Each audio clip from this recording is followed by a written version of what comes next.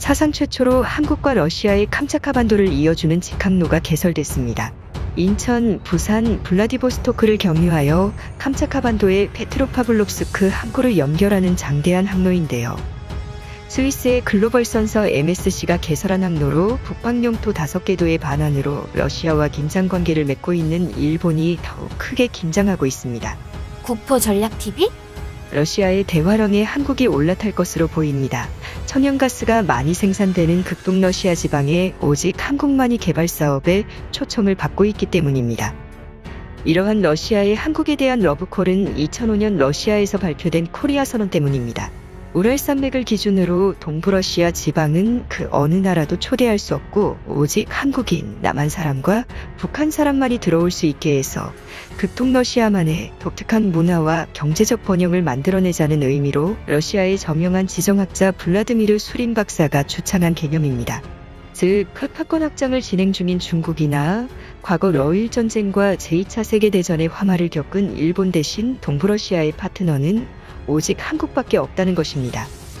실제 극동 시베리아의 추위를 경험한 대다수의 외국인들은 시베리아를 버리고 도망가 버리고 말지만 오직 한국인들만큼은 시베리아에서 버티고 사업을 영위하거나 공사장에서 일을 잘하기 때문에 극동의 최대 파트너십 국가로 인정받는 것입니다. 바로 한반도의 강추위는 시베리아에서도 버틸 만한 수준이기 때문에 그만큼 한국인들이 단련되어 있다는 것입니다. 현재 러시아는 지난 2014 우크라이나 크림반도 강제병합 사태 이후 국제적 경제 제재로 수년간 경제가 하향 곡선을 그리고 있으나 전 세계적인 양적 완화와 천연자원 가격 상승으로 인해 러시아는 현재 대화랑기를 맞이하고 있습니다. 한국과 러시아를 연결하는 화물물 동량 역시 폭증세를 기록하고 있습니다. 무려 50% 이상 상승한 상황인데요. 이러한 상황에서 러시아 극동의 한반도만한 반도인 캄차카 반도와 한국의 인천, 부산을 연결하는 신규 국제항로가 개설되면서 일본이 바짝 긴장하고 있습니다. 그럼 여러 원인을 살펴봅니다. 첫 번째, 역사적 연대. 캄차카와 한국은 깊은 교류의 역사가 있습니다. 바로 신라의 4대 이사금인 석탈해가 바로 이 캄차카 반도에서 왔다는 설이 최근 역사학계의 힘을 얻고 있습니다. 신라의 왕인 석탈해와 연관된 까치설화가 바로 캄차카 반도 원주민들의 까치와 관련된 전설이 일맥상통하다는 점 때문입니다. 이 때문에 캄차카 반도의 원주민들은 한반도와 깊은 역사적 연관이 있는 지역임이 점점 드러나고 있는 상황으로 두 지역 간의 유대감이 생겨 한러 양국 우호 증진이 이뤄질 수 있다는 분석이 나옵니다. 현재 러시아는 한국의 역사학계와 발해사 연구 등에 대해서 열린 자세로 공동학술 교류 활동 등을 활발하게 수행하고 있고, 한국이 중국과는 달리 러시아 영토 침탈 등에 관한 위협적인 행동을 가한 적이 없기 때문에 한러 양국의 캄차카 반도의 역사를 통한 유대감 형성은 결과적으로 양국 경제 교류 활성화와 경제적 공동 번영의 기초석이 될 것으로 분석됩니다. 이는 캄차카 지역과 역사적 유대가 없는 일본으로서는 아쉬운 부분이라는 분석이 나옵니다. 두 번째, 천연가스 선점.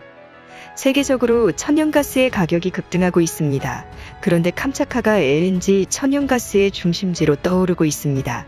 천연가스가 많이 생산되는 캄차카에 액화천연가스 LNG 공급기지를 건설하여 세계 시장을 공략하고 있는 것입니다.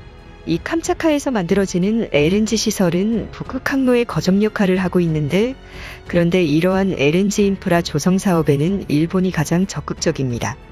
그런데 이번 캄차카 부산 인천을 연결하는 항로가 개설되면 자연스럽게 한국 러시아 간 인적물적 교류가 활발해지면서 한국이 캄차카 지역 내 LNG 천연가스 사업들을 독점할 수 있다는 일본 측의 우려가 나올 수밖에 없는 상황입니다. 세 번째, 북극항로 선점 효과. 현재 캄차카는 북극항로의 핵심 거점 중 한 곳입니다. 캄차카 반도의 인구 밀도는 1제곱킬로미터당 0.6명이 살고 있을 정도로 사람이 거의 살지 않는 땅입니다. 한반도보다 큰 반도이며 사람보다 곰들이 많이 산다고 할 정도이지만 페트로파블롭스크만큼은 인구 밀도가 비교적 높은 도시입니다. 이 도시는 18만 명의 인구가 거주하고 있으나 수도 모스크바보다 서울이나 부산과 같은 한국의 대도시가 더 가까운 상황으로 한러 상호 무비자 협정으로 인해 두 지역 간 교류가 매우 활성화되어 있는 상황입니다. 무엇보다 이러한 양국의 교류는 한국이 북극항로의 핵심 거점국으로 떠오르는데 도움이 된다는 분석이 나옵니다. 그 이유는 현재 북극 항로의 핵심 거점을 부산항이 차지할 것인지 일본 도쿄항이 차지할 것이느냐로 패권 다툼이 벌어지는 양상이기 때문입니다. 동남아나 호주, 중동에서 북극 항로를 이용하기 위해서는 한국의 부산항이나 일본 도쿄항을 기항을 하게 되는데, 둘 다 거리가 비슷하고 두 항구 모두 세계적으로 물동량이 많은 항만으로 경제적 수요가 높은 도시를 배후에 두고 있습니다. 그런데 한국이 미리 캄차카와 한국을 연결하는 항로를 선점함으로 인해서 북극 항로의 핵심 거점이 한국이 되어가고 있습니다. 이번에 개통한 한국과 러시아 캄차카를 이어주는 노선에는 중국의 칭다오항, 다롄항, 텐진항도 사이드로 껴있는 상황입니다. 중국의 물류가 캄차카 항로를 이용하기 위해 어쩔 수 없이 부산이나 인천항을 이용해야 하는 상황인 것입니다. 이 때문에 한국의 부산항은 북극 항로의 핵심 거점으로서 점점 그 가치가 열려가고 있다는 분석이 나옵니다. 특히 캄차카는 아름다운 자연지형이 많고 너무나 이색적인 자연경관 때문에 한국과 캄차카를 이어주는 페리 노선이 개통하게 된다면 수많은 한국인들의 차량을 통한 여행을 경험해 볼 수 있는 기회가 생길 수 있습니다. 네 번째, 쿠릴 열도 매각. 현재 러시아의 영토 매각은 불법이 됐습니다. 러시아는 여러 차례 미국의 알래스카, 러시아령 캘리포니아 등의 영토를 현찰로 매각하였던 경험이 있습니다. 심지어는 사할린과 쿠릴 열도, 캄차카 반도도 함께 매각을 추진했으나 무산됐는데요. 그런데 최근 다시금 쿠릴 열도의 매각설이 나오고 있는 상황입니다. 다름 아닌 일본과의 영토 갈등 때문입니다. 당초 러시아와 일본은 일본이 주장하는 쿠릴 열도 5개 섬에 대해서 일본이 돈을 주고 러시아로부터 영토를 사오는 합의를 할 뻔한 사건이 있었습니다. 아베 정권 시절 때의 일이지만 결국은 무산돼 버렸고 러시아는 영토 매각을 하지 않기로 하였습니다. 이 쿠릴 열도 5개 섬에 대해서 일본 정치인들은 또다시 전쟁을 통해서 영토를 찾아오자라는 발언을 했을 정도로 러시아와 일본 사이의 관계가 나빠지고 말았습니다. 때문에 러시아는 한국을 쿠릴 열도로 끌어들여서 모든 세금을 철폐해 줄 테니 쿠릴 열도에 면세 사업장을 만들어 달라고 한국에 직접 찾아와서 러시아 당국이 공동개발 협력을 요청한 상황입니다. 마음만 먹으면 한국에서 쿠릴 열도를 대대적으로 개발할 뿐 아니라 러시아가 영토 매각을 공개 입찰로 진행하게 될 경우 일본보다는 한국이 좀 더 유력한 우선 협상자 대상이 될 수도 있다는 분석이 나옵니다. 또한 일본 측에서 지속적으로 독도에 대한 영유권 문제를 일삼게 될 경우 러시아 쿠릴 열도 개발에 대한 속도를 높이는 방식을 진행할 경우 일본 측에서도 더 이상 독도 문제에 손을 쓸 수 없을 것입니다. 이미 한국은 러시아와 여러 차례 신뢰를 쌓아왔고 러시아군과 지소미아 협정을 맺은 일종의 군사적 파트너십 관계를 맺고 있어 일본과 대비해서 높은 신뢰관계를 쌓고 있습니다.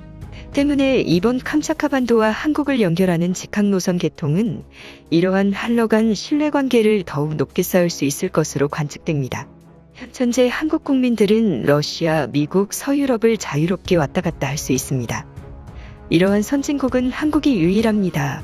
일본이나 미국도 하지 못하는 신뢰관계를 한국이 쌓은 것입니다. 최근 러시아가 우크라이나 사태 등으로 국제사회의 지탄을 받고 있으나 내막을 들여다보면 러시아도 나름 할 말이 있는 나라인데요.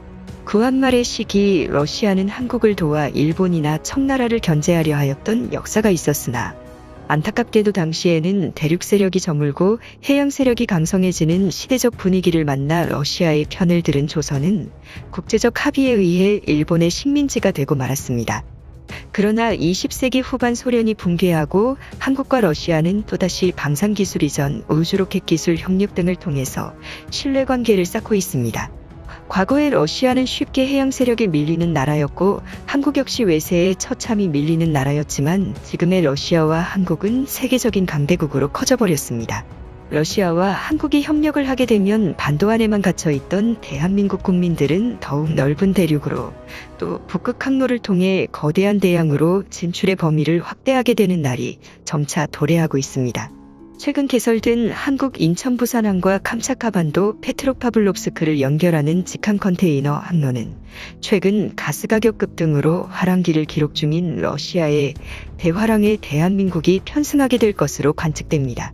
국토전략TV 오늘은 이것으로 마칩니다. 감사합니다.